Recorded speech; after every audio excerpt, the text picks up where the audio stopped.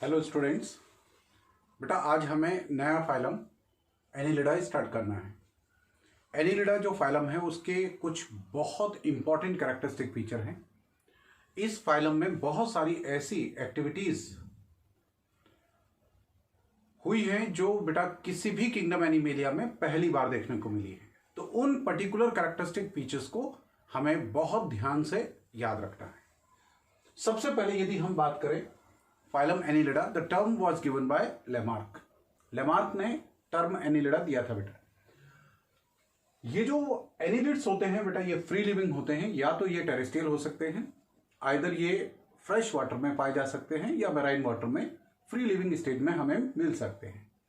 लेकिन there are some of the annelids which can also be found as a parasite, but few of them are parasite. इनमें से कुछ parasite होते हैं, जैसा कि हम पहले प्लेटिहेल्मिन्थीस और एस्केलेमिन्थीस से पढ़ते हुए आ रहे हैं।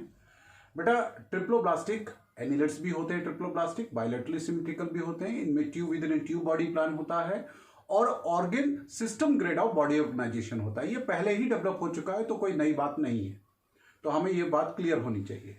इसके बाद हमें यहां से जो सबसे इंपॉर्टेंट बात याद रखनी है वो है इनकी बॉडी जो है वो सेगमेंटेड है बेटा। एनिलिडा, आर्थ्रोपोडा और कॉर्डेटा।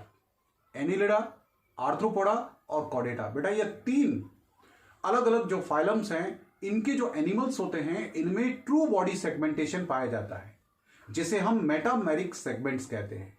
तो they are true metamerically segmented animals, और इनमें जो सेगमेंट्स होते हैं they are divided by a ring like groups. बेटा रिंग लाइक ग्रुप्स होते हैं, जैसे कि देखिए मैं यहां पर आपके ये एक सेगमेंट है, ये दूसरा सेगमेंट है, ठीक है, दिस इज अनदर सेगमेंट, ये बेटा तीसरा सेगमेंट है।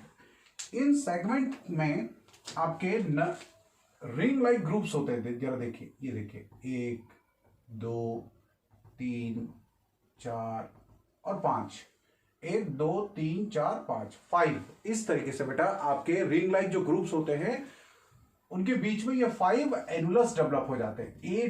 ANNULUS, this is called as annulus. इसे एनुलस कहते हैं। तो आपको याद रखना है ये रिंग लाइक ग्रुप्स है जो हर सेगमेंट में पाए जाते हैं। इनकी प्रेजेंस के कारण हर सेगमेंट में 5 एनुलस होते हैं। 5 annulus are present in each segment due to the ring like groups. ठीक है बेटा, ये लिखा हुआ एनसीईआरटी में भी ये पॉइंट्स दिया हुआ है। These ring-like groups are called as annulus। जरा देखिए नेक्स्ट पॉइंट यहां पर क्या है बेटा, डिस्टिंक्ट हेड। देखिए आपने एस्केलेमिन्थीस में पढ़ा था कि सिविलाइजेशन नहीं था, जबकि आपने प्लेटिहेल्मिन्थीस में पढ़ा था head and tail is distinct. यहां से हेड का फॉर्मेशन हुआ बेटा। Distinct head is present with sense organ. और खास बात है कि there are some of the annelids जिसके हेड में सेंस ऑर्गन भी प्रेजेंट होते हैं। हेड तो प्रेजेंट है ही, और हेड की प्रेजेंस को ही सिफिलाइजेशन कहते हैं। तो सेंस ऑर्गन प्रेजेंट होते हैं हेड पर, जैसे कि नेरीज में, कुछ एनिलिड्स में होते हैं, सभी में नहीं बेटा। दूसरा, जब हम बात कर रहे हैं इनके यूनिक कैरेक्टरिस्टिक फीचर की, तो बेटा इनका यूनिक कैरेक्टरिस्टिक फीचर है इनकी बॉडी की वॉल में काइटिनस सीटें पाए जाते हैं, और लेटरल साइड पर बाइरेमस। बाइरेमस का मतलब होता है दोनों साइड पर। बाइरेमस लेटरल साइड पर आपके अपेंडिजेस प्रेजेंट होते हैं, जिनके द्वारा ये लोकोमोशन का काम करते हैं, मूवमेंट करते हैं, लोकोमोशन करते हैं, जिन्हें आप पैरापोडिया कहते हैं। और बेटा parapodia is a characteristic feature of Nereis. Parapodia किस में पाया जाता है? नेरीज में। और इसी पैरापोडिया पर आपकी सीटें होते हैं। ये जो सीटें होते हैं ये हेयर लाइक स्ट्रक्चर होते हैं। हेयर नहीं होते बेटा, हेयर तो केवल कॉर्डेटा का कैरेक्टरिस्टिक फीचर है, उसके अलावा किसी भी में नहीं पाया जाता। और इस सीटे की मदद से ये सॉइल में एंकरिंग करते हैं ड्यूरिंग द लोकोमोशन। अगला पॉइंट जरा देखिए बेटा, ये पहले एनिमल है एनिलिड्स जिसमें पहली बार first time true body cavity पाई जाती है। और बेटा इस ट्रू बॉडी कैविटी के प्रेजेंस के कारण हम इनको सीलोमेट कहते हैं। They are the true coelomate animals, पहली बार। और उस सीलोम का नाम क्या है जानते हैं आप? हम पहले पढ़ चुके हैं। Yes, that is the schizocoelomate. ये बेटा इनमें साइजोसीलस सीलोम पाई जाती है। Schizocoelous coelom is present. ये साइजोसीलोमेट होते हैं। और बेटा इस साइटोसिलस सिलोम के अंदर साइटोसिलोमिक फ्लूइड प्रेजेंट होता है, और जो फ्लूइड होता है वो इनकी बॉडी को एक डेफिनेट शेप प्रोवाइड करता है। क्या आपको पता है ये स्यूडोसिलोमिक जो फ्लूइड होता है, जो सिलोमिक कैविटी में प्रेजेंट है, ये एक स्केलेटल का काम करता है, क्योंकि आपको भी पता है कि जो बॉडी होती है उसको जो शेप होता है ये बेटा स्केलेटल प्रोवाइड करता है, और इसीलिए हम इसे हाइड्रोस्टैटिक स्केलेटल कहते हैं। तो जो स्यूडोसिलोमिक फ्लूइड है, ये सिलोमिक जो फ्लूइड होता है बेटा, साइटोसिलोमिक जो फ्लूइड है, it act as a hydrostatic skeletal. इनकी बॉडी की वॉल में सबसे बाहर बेटा नॉन लिविंग क्यूटिकल की कवरिंग होती है, लेकिन इनकी जो क्यूटिकल होती है वो मॉइस्ट होती है और इलास्टिक होती है। ये खास बात आपको याद रखनी है, मॉइस्ट होती है क्यूटिकल, और क्यूटिकल एपिडर्मिस के द्वारा सिक्रीट होती है, and epidermis is present just below the cuticle. और इस एपिडर्मिस के नीचे इनकी बॉडी की वॉल में दो मसल्स की लेयर होती है, एक लॉन्गिट्यूडनल और एक सर्कुलर। पहले लॉन्गिट्यूडनल और फिर सर्कुलर, ये सीक्वेंस आपको याद रखना है, ठीक है।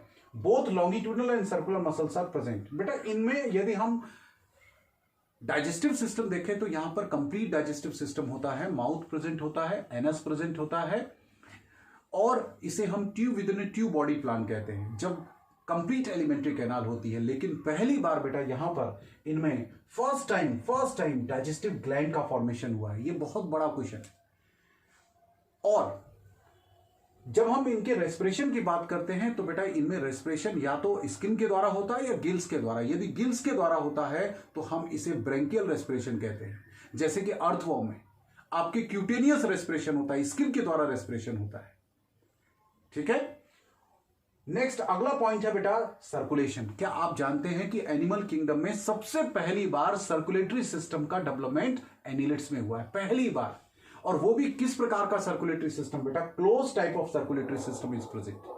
क्लोज टाइप का सर्कुलेटरी सिस्टम का मतलब होता है blood flows in a definite blood vessels in a circular path.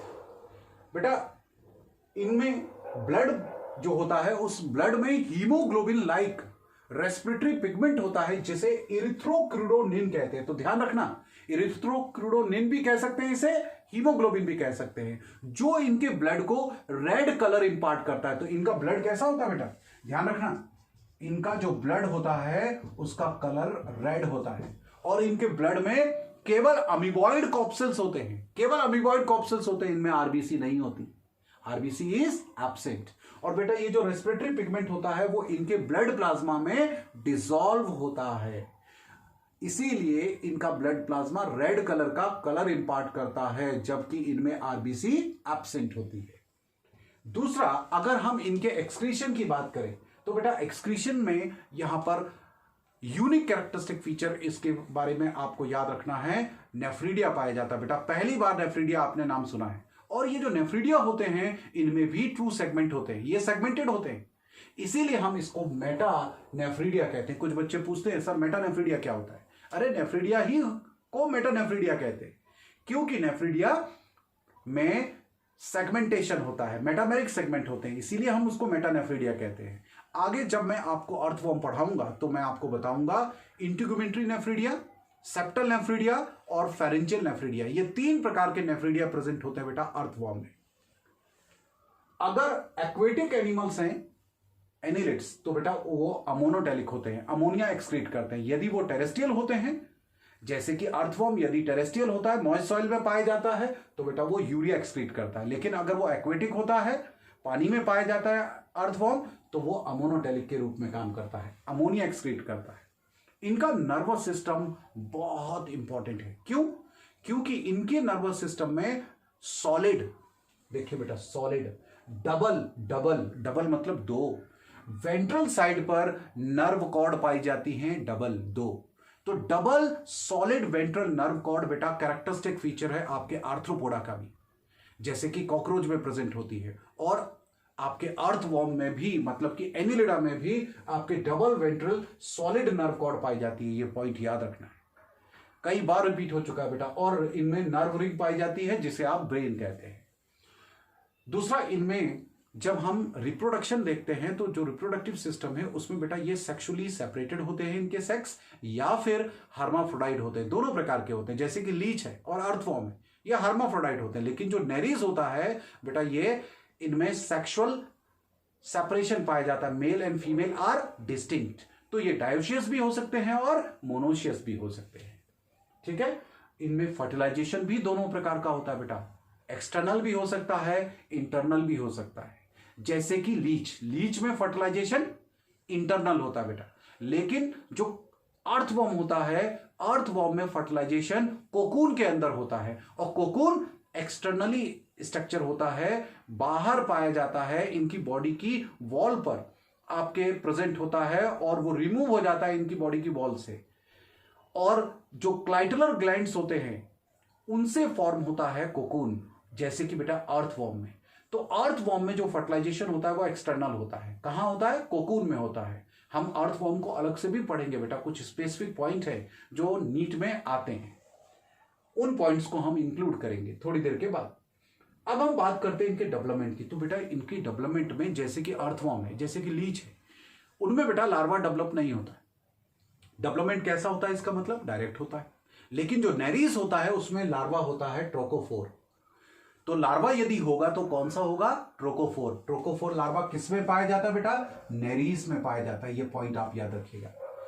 तो नेरीज में डेवलपमेंट कैसा होता है? इनडायरेक्ट। इसका मतलब डेवलपमेंट दोनों प्रकार का हो सकता है बेटा, डायरेक्ट भी और इनडायरेक्ट भी। अब हम इसके क्लासिफिकेशन को नेक्स्ट लेक्चर में हम इंक्लूड करेंगे, और इसके क्लासिफिकेशन को पढ़ते समय हम अर्थवॉर्म, नेरीज और लीच के कुछ नीट में आने वाले जो कैरेक्टर्स हैं उनको हम इंक्लूड करेंगे। थैंक यू बेटा।